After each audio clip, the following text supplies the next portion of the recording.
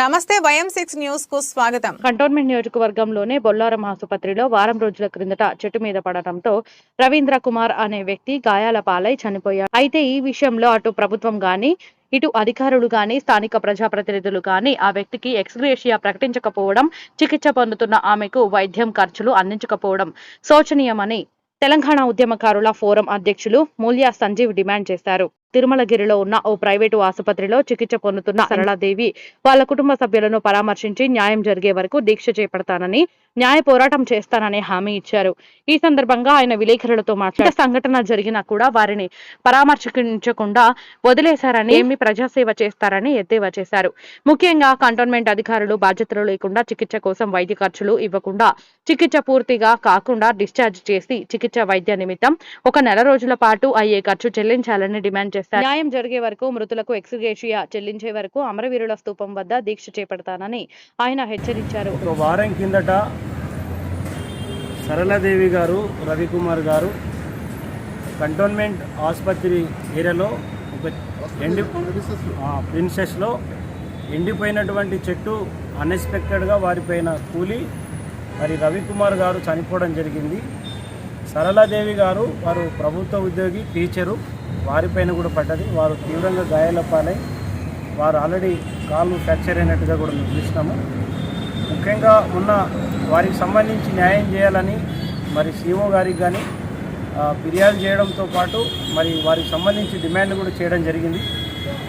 మరి ఈరోజు ఏది మన సిఎన్సి ఆసుపత్రిలో కేవలం వారి ట్రీట్మెంట్ ఖర్చుకు సంబంధించి కంటోన్మెంట్ బోర్డుకు సంబంధించి కేవలం 1,80,000 మాత్రమే డబ్బులు చెల్లించి దాదాపుగా వారు 1 నెల రోజులు ఈ ఆసుపత్రిలో మరి బెడ్ రెస్ట్ తీసుకోవాల్సినటువంటి పరిస్థితుల్లో కేవలం 2 రోజుల్లోనే బలవంతంగా డిశ్చార్జ్ చేస్తూ మరి మిగతా సెంట్రల్ గవర్నమెంట్ కంటోన్మెంట్ ఆసుపత్రికి పంపించడం అనేది దుర్మార్గమైనటువంటి చర్యగా మేము భావిస్తూ ఉన్నాం.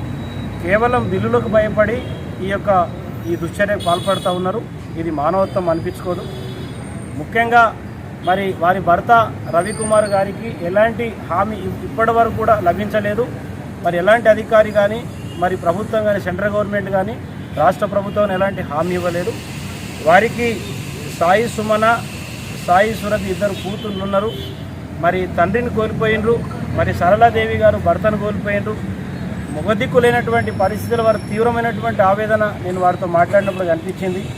నేను సరళాదేవి గారితో కూడా డిశ్చార్జ్ అయిన సందర్భంగా ఆసుపత్రి లోపల పోయి నేను వారితో మాట్లాడడం జరిగింది.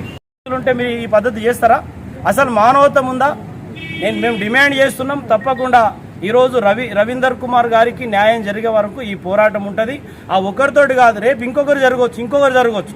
రాష్ట్రంలో ఎన్నో ఈ ఈదురుగాళ్లతో ఎంతోమంది చనిపోతున్నారు. అసలు ప్రభుత్వం ఉందా? ముఖ్యమంత్రి ఉన్నాడా? మీరు ఎందుకు ఈ గవర్నమెంట్ నడిపిస్తూ ఉన్నారు? మానవత్వం లేకపోతే మీ గ్యారంటీలు ఎవడి కావాలయ్యా? మీ కేంద్ర ప్రభుత్వం, రాష్ట్ర ప్రభుత్వం మీ స్కీములు ఎవడి కావాలి? ఇట్లా ఆపదొచ్చినలకు ఆదుకోవడానికి ప్రభుత్వం ఉంటుంది. కాబట్టి దుర్మార్గమైనటువంటి చర్య. మరొకసారి నేను గుర్తు చేస్తా ఉన్నా, Congress party, BJP, BRS party MLA అభ్యర్థులు ఓట్ల కోసం తిరిగిండ్రు. ఈరోజు మీ కాన్స్టిట్యున్సీలా కంటోన్మెంట్ ఏరియాలో ఇంత పెద్ద ఎత్తున ఒక వ్యక్తి చనిపోయి వాళ్ళ మరి సతీమణి ఈరోజు ఇంత ఘోరంగా ఆసుపత్రిలో కొట్టుమిట్టాడుతుంటే, 2 పిల్లలు పెద్ద దిక్కు కోల్పోయి వాళ్ళు ఇంత బాధపడుతుంటే మీ కళ్ళు కనిపించలేవా? ఎలక్షన్ కొరకు బాగా తనలాడినరు కదా, వాళ్ళకు పరామర్శిస్తే మీకు ఏం పోయింది? ఇప్పటికైనా వాళ్ళ కుటుంబాన్ని పరామర్శించాలి. కేంద్ర రాష్ట్ర ప్రభుత్వాలు కలిపి ఆదుకోవాలి. ఒకవేళ ఈరోజు రవీందర్ కుమార్ గారికి, సరళాదేవి గారికి, వాళ్ళ 2 పిల్లలకు మీరు న్యాయం చేయకపోతే కంటోన్మెంట్కు ఎవరు కూడా మీరు న్యాయం చేయరు. 100% చెప్తా ఉన్నా. బోర్గి సంజీవ్ ఒక తెలంగాణ ఉద్యమకారుడు. ఇదే గడ్డ మీద సికింద్రాబాద్లో పోలీస్ నౌకరీ చేస్తూ అసెంబ్లీలో జై తెలంగాణ అన్న.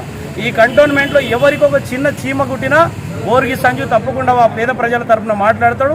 ఇక్కడ నేను ఓట్ల కోసం రాలే. పేద ప్రజలకు అన్యాయం జరిగితే కేంద్ర రాష్ట్ర ప్రభుత్వాల దృష్టి తీసుకుపోవడానికి